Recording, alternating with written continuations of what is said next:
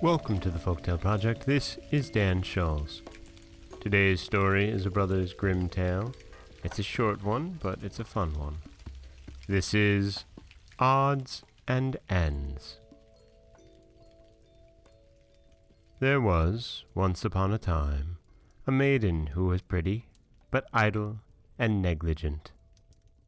When she had to spin, she was so out of temper that if there was a little knot in the flax, she at once pulled out a whole heap of it and strewed it about on the ground beside her. Now, she had a servant who was industrious, and gathered together the bits of flax which were thrown away, cleaned them, span them fine, and had a beautiful gown made out of them for herself. A young man had wooed the lazy girl, and the wedding was to take place.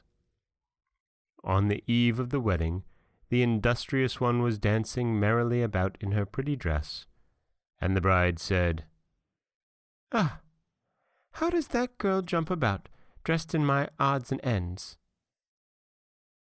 The bridegroom heard that, and asked the bride what she meant by it. Then she told him that the girl was wearing a dress made of the flax which she had thrown away. When the bridegroom heard that, and saw how idle she was, and how industrious the poor girl was, he gave her up, and went to the other, and chose her as his wife. And that is the, again, extremely short Brothers Grimm tale of Odds and Ends,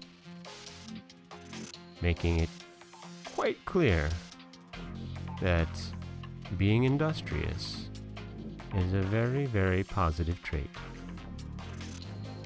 This is Dan Schulz for the Folktale Project. Don't forget that you can subscribe to the podcast on Apple Podcasts, Stitcher, Google Play, Overcast, anywhere you like to get your podcasts. You can also follow us on Twitter at Folktale Project.